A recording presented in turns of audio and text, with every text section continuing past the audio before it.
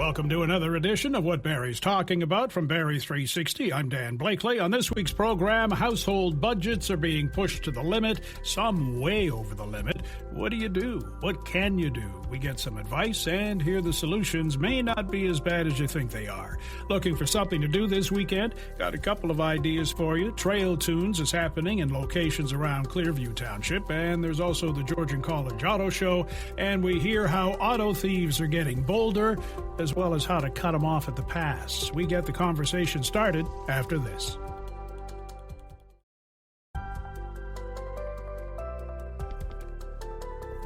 Equifax Canada released numbers in the last week suggesting insolvencies in Canada are rising at an alarming rate. Barrie 360's Ian McLennan tracked down Shannon Jackson, a licensed insolvency trustee with BDO Canada in Barrie, to get the bigger picture for Ontario and, more importantly, to find out what tools consumers have to get them out of the mess. What are you finding, provincially, where it stands in Ontario? Because I've heard it's not good news. Well, unfortunately, Ontario is the highest province in the country that has the highest insolvency filings right now. In the first quarter of 2026, there was approximately 37,000 insolvency filings across the country.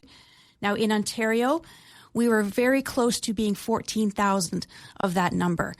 And over that first quarter of 2026, unfortunately, that has increased 14.7% over the same period from last year. So it's clear that Ontario residents are really struggling right now. And when we say insolvency, for people who aren't clear, what are we talking about? So an insolvency filing could be filing a bankruptcy, or more commonly, it's a consumer proposal. And so there's different options when you come in and see a licensed insolvency trustee, and that's something that we would talk about. And so what their options might be as opposed to declaring bankruptcy. Do you generally, is that individual choice but do you lay out the risk and pros and cons of going one way or the other? Absolutely. So when somebody comes in to see us, first of all, it's a free consultation. So we're going to look at their specific situation, talk about all the different options available. Some options could be they may be in a position to consolidate with their bank. They may own a home where there might be a refinancing option available to them. And then we would also talk about filing a consumer proposal if necessary. And then a bankruptcy is always there as a last resort option as well. Now, homeowners are being squeezed, and insolvency volumes jumped more than 11% from the fourth quarter last year, I believe nationwide. What's happening on that front? People are missing mortgage payments? Unfortunately, the recent report from Equifax says that mortgage delinquencies are on the rise. And with Ontario being the highest volume, or I should say highest value of mortgages in the country, we're seeing that Ontario is also seeing these delinquencies happening in our mortgages. So the population in general, with the renewals that are happening right now, this being, I believe, the highest year of mortgage renewals happening, the sticker price happening on when your rate was maybe 2% a few years ago, you're going to find it quite higher now, which then puts strain on making that mortgage payment every month. So delinquencies are on the rise even when it comes to our mortgages. So that's really a sign that people in Ontario and in our community, really, they're struggling to handle the debt that they have taken on. But yet the report also said Canadians are staying financially disciplined to cope with economic challenges. So how do you balance one off the other then? It is a challenge, but what we're finding is if we are falling behind on the debt that we already have, it just means that we don't have access to any more credit that we can use. So the growth in our debt is not getting bigger, but our incomes are not coming up to the point where we can manage the debt that we already have. So for young people just starting out and they see what's going on, what is simple advice? Not to make it, it's a heavy weight on somebody's shoulders, but what's the first thing you would encourage people to do? What I would say is, if you see some warning signs that you have unmanageable debt, some of these warning signs could be you're using credit to pay credit. Maybe you're getting some collection calls. Maybe you're relying on cash advances to get yourself by. You might be missing payments or paying things late. Maybe you're only making the minimum payments. All of these sort of signs can come together. Most importantly, are you losing sleep? Are you feeling anxious about the amount of stress you're feeling with the amount of debt maybe that you're looking at? My first recommendation is, sooner rather than later, talk to a licensed insolvency trustee. Often people feel that if they're talking to someone like myself, it must mean that they have to file a bankruptcy, and that's just not the case. What you're going to find when you talk to somebody like me, first of all, there's no judgment. A lot of people feel shame, embarrassment about the debt that they have.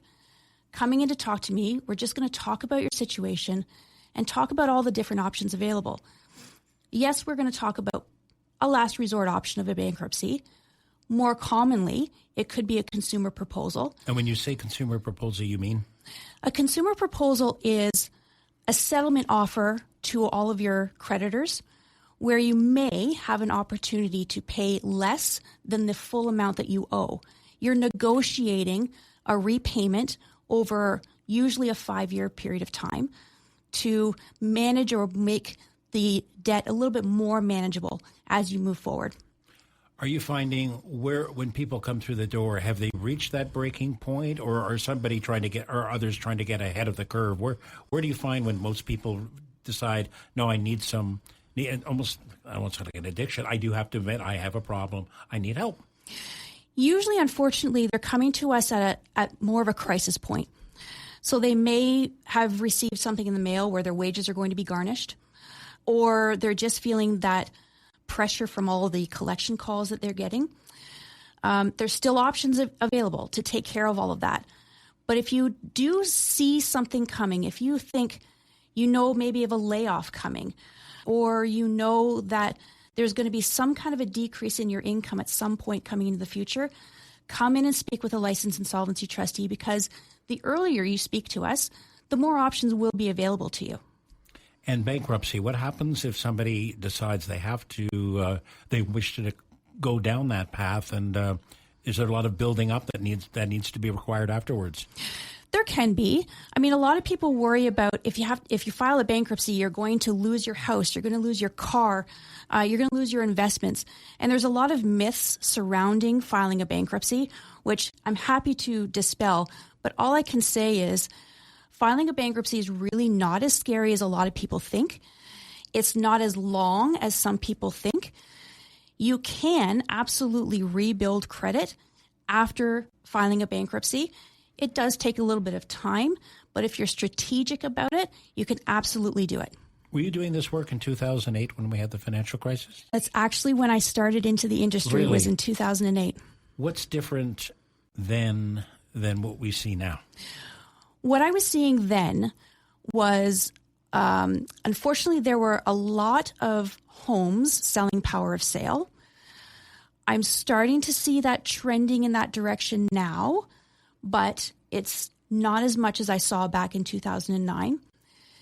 The other thing I'm seeing now that's different is I'm seeing a lot of younger people come in to speak with us, a lot of people in their mid to late 20s who already have $20,000, $30,000 of unmanageable debt where they just can't get on top of it. And where might that be coming from? Usually it's unsecured credit cards, lines of credit, things like that. Sometimes it could be a car loan where it's just gotten ahead of them and maybe the car's broken down, it's just not worth anything anymore. Those are the most common ones when it comes to younger people.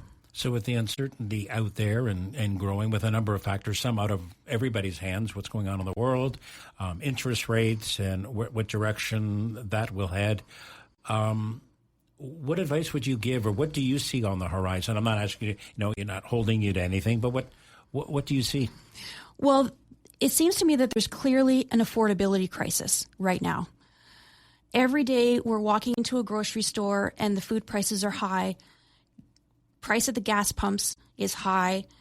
Any kind of consumer goods, they've all increased in price.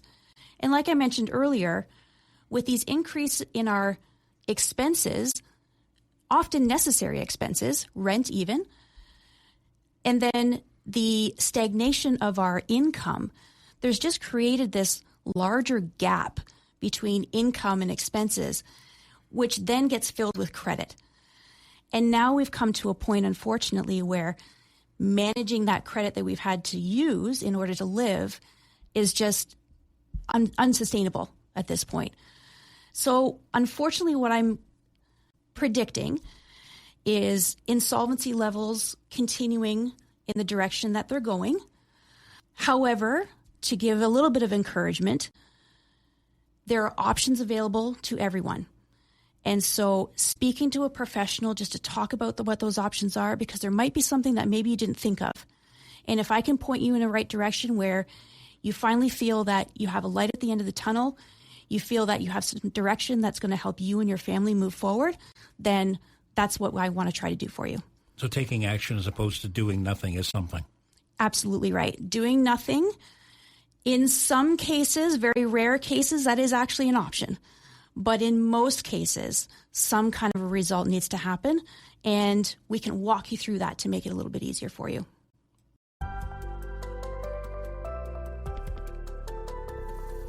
I'm Dan Blakely, and this sounds like a lot of fun happening this weekend. Trail Tunes. Grace Beeman, Events and Tourism Coordinator for Clearview Township, joins us to spell things out. Is it as much fun as it sounds? It is such a truly amazing and incredible event, and it's something that's one of a kind. A lot of the time municipalities just do events on their own, but we're so lucky to have such incredible partnering municipalities to be able to run an event like that. The fact of being able to connect these trails that connect our community anyways and take it and use it to basically our advantage to create this event is something unique. And all three of us in Clearview, Collingwood, Wasaga Beach, we're all very well known for our music and hosting incredible concerts. So we thought it was a no-brainer to combine both of those things together, and the event was born. So there are four kind of destinations, right? Yes, that's correct. So historically, Collingwood has had one venue as well as Wasaga and us in Clearview. But in thanks to Simcoe County's extension of the Barrie and Collingwood Rail Trail, us in Clearview have actually been able to add an additional venue of New Lowell this year, which we're really excited about. And that's another thing that's been a big part in being able to run this event is the support of the county. Cycle Simcoe and Experience Simcoe County have always been very large supporters of this event and have helped us to grow and make it into this event that it is today. So these partnerships allow us to continue to grow this event. And as the trail continues to grow, we're hoping to bring in more municipalities to really connect our community of Simcoe County as a whole. So you hop on the trail, cycle a little bit, get to one of these destinations, and then there's an afternoon full of concerts. There is. And the beautiful thing is all of our times between Clearview, Wasaga Beach, and Collingwood are all staggered. So you're not having to worry about missing concerts. You can start in Stainer, which starts at 11 o'clock in the morning, and then pop down to New Lowell, which starts at 12, and then Wasaga starts at 1, and Collingwood starts at 5. So you have the ability to really get to enjoy the music at every location. And do people do that? Are there people who hit 1, 2, 3, 4? There is, and the really cool thing is Cycle Simcoe has a Trail Tunes designated webpage where they've actually created a specific route map. So you can take a peek to see the best routes to get to every municipality through the trail system, and it makes life a million times easier. We obviously want to ensure that people have an easy route and an easy time figuring out where they need to go. So we've taken care of that route for them so they can hop on that website and check it all out. How long have you been doing this now? So this year is a very exciting year because this is our 5th year running this event. So we're really excited, especially with adding new elements on between all of the municipalities and just getting to experience this event where when you start something, you hope it takes off and you're really looking forward to seeing where it goes. But to look back now at the fifth year. It's really an exciting thing to see it continuing to grow, and people are constantly, before we even release the lineup, being like, is Trail Tunes coming back? Who's coming in? It's always really exciting. And it's exciting to have the community rally behind such an incredible event. And, not only is it an event to come and sit and listen to music, but it's also an opportunity to celebrate being active. This month, being June, is actually June is Parks and Rec month, as well as cycling month. And on the day of the event, it's actually International Trails Day as well. So we're celebrating a lot. Yeah, got a lot packed into one day there. We do, but that's the beauty of it. It's a whole day. So you have the opportunity to go from one community to the next. Are there other things happening other than the concerts? Yeah, so every municipality has different activities at each location. Us in Clearview in particular, we work with our youth center where they're doing bike decorating this year, which we're really excited about. And most of our municipalities, we have games for people to play and just to get to enjoy the experience. All of the venue locations are just absolutely incredible.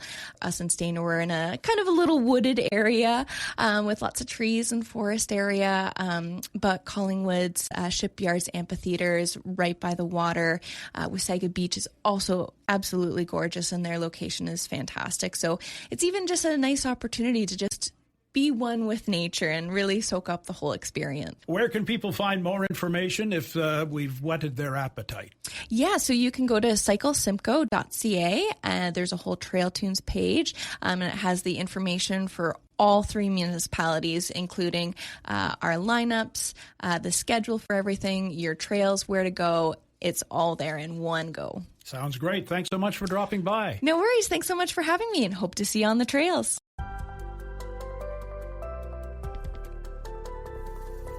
Car thieves are getting more savvy. We've heard about them going to front doors to steal the radio frequency that gives you remote access to your vehicle and in turn to them. Now they're doing it out in the open. Our Ian McLennan learning more from Elliot Silverstein, Director of Government Relations with CAA. Elliot, just when you think you knew everything in terms of auto theft and what you usually hear about theft of vehicles from driveways and in the middle of the night, but it seems auto thieves are getting smarter and more hands-on. What's the lowdown from CAA here? What we're learning now is that while we're seeing the trend showing that vehicle theft is down overall, the overall amount that's being incurred each year is down, thieves have not given up. The issue is far from over, and now what's happening is they're turning attention to different ways to try and get access to vehicles.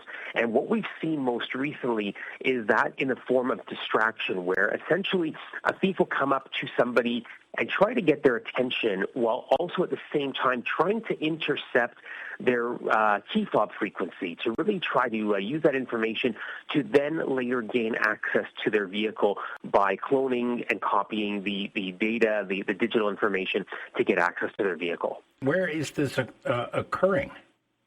So this can happen really in broad daylight. So, for example, say you're parking on the street, going to the park, going to spend the day with family, or even going to a shopping center. All it really takes is a thief to come by on foot or even in a car nearby and be in close proximity, as long as they have the device that's needed to intercept that signal. And what that means more than anything now is that it's an important requirement for people to kind of really keep an eye on their surroundings.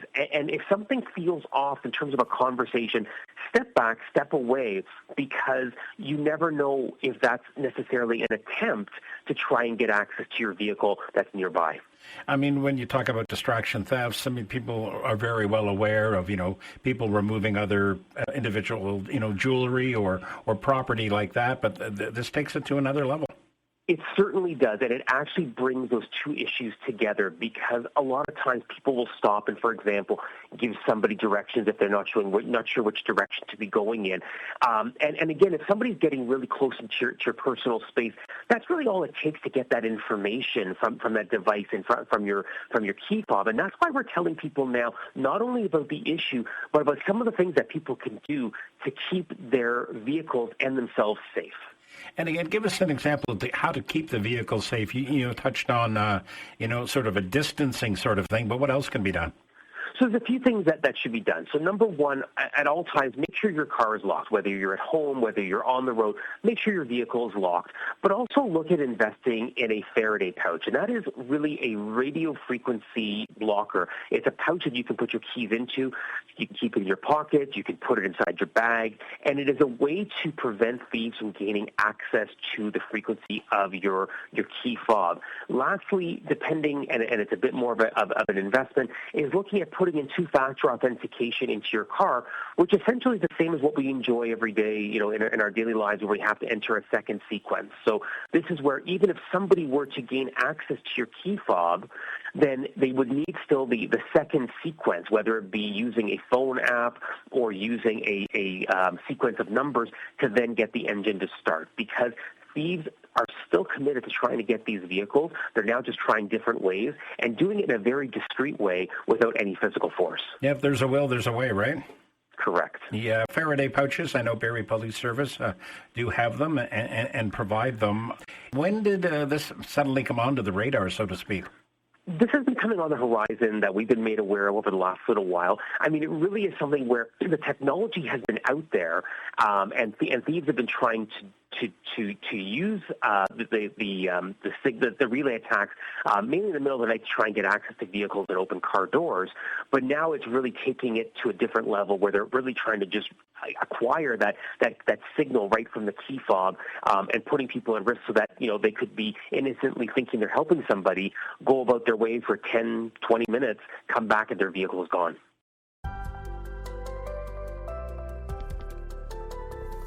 Might be something here to help protect you from car theft. The Georgian College Auto Show is this weekend at the Barrie campus. Amanda Caldera is the student in charge. This is a really big deal, isn't it? Honestly, it's such a great community, brings all the community together. It's a really big show. Anyone who wants to come, not only take a gander at all the vehicles, but just see what the industry is doing, see what the students are up to, bring the family out. It's a great weekend little get-together. We got a kids zone, food trucks, vendors to take a look at. We also get to see where the future of mobility is heading and what all the students at the Automotive Business School of Canada are up to. Tell me how you got interested in the automotive industry in the first place. I originally was going to go into the medical field, but then I decided I wanted to do something in business. But my dad also works in the automotive industry, so I thought, why not get the best of both worlds and do my business degree, but also specialize in cars where my passion lays, and I ended up at the Automotive Business School of Canada. So instead of fixing people, you're fixing cars. Exactly. Kind of, sort of. Tell us about the show in general now. Vehicles from every manufacturer? We got over 20 manufacturers, all your favorites, all the latest models. You can come check out all the newest technology. We got a kid zone for all the little youngins that want to come take a ride on some Yamaha dirt bikes, just explore some obstacle courses and whatnot. We got dog shows. We got a whole bunch of food trucks and some vendors that you can go explore and shop around. And this is kind of a relaxed atmosphere to go and check out cars as opposed to walking into a dealership, I guess. Oh, totally. Whether you're an automotive enthusiast and know everything or you're on the market for some cars, it's totally student-run, but it's also a non-selling show. So if you're on the market and you want to come compare from a whole bunch of different OEMs, there's no pressure of anyone wanting to slide a paper across a table. Ask as many questions as you want and compare as many cars as you want. And are there people from the actual car manufacturers there, or is it just the students who kind of take the lead on this? So they come during setup and tear down and to just make sure all the students are perfectly fine. But throughout the show, it's all the students. How many students? Oh, over 150. I think Really? we're around 160 students this year. Look at you guys. And you're all going to take over the automotive industry. Oh, 100%. Is there an opportunity at the show for people to test drive? We have quite a few manufacturers there to test drive. We have EV, a couple hybrids, and gas as well. All right. So what's the end game for you in all of this? What do you see yourself eventually doing in the auto industry? So I definitely see myself out of graduation in a dealership setting, probably starting in sales. I'd ideally like to climb the ladder into some sort of management position, whether it be in sales or F&I or whatnot. Tell us again about the what you have for the kids, because parents are always wanting to make sure their kids are looked after when they go out to those things too. Well, top of the line, we got some ice cream trucks. We also got inflatable obstacle courses. We have dog show.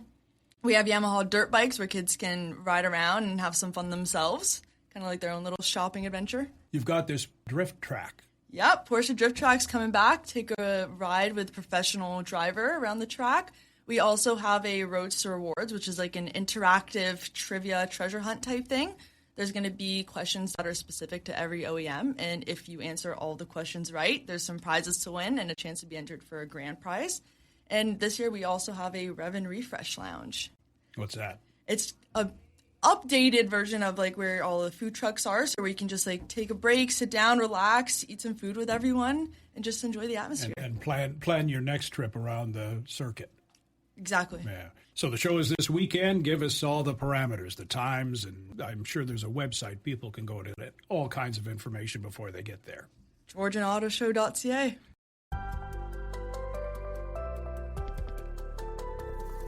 And that's our program for this week. Thanks to Ian for his input, to Logan for his technical expertise, to Gio for getting the word out, and to you for listening. If you like what you've heard, please subscribe to What Barrie's Talking About. You can also keep up with What Barrie's Talking About on Blue Sky and X at Barrie360, on our website, Barrie360.com, and there's our daily Kickstart podcast available from any streaming service and on our website. I'm Dan Blakely. Hope you'll join us again next week.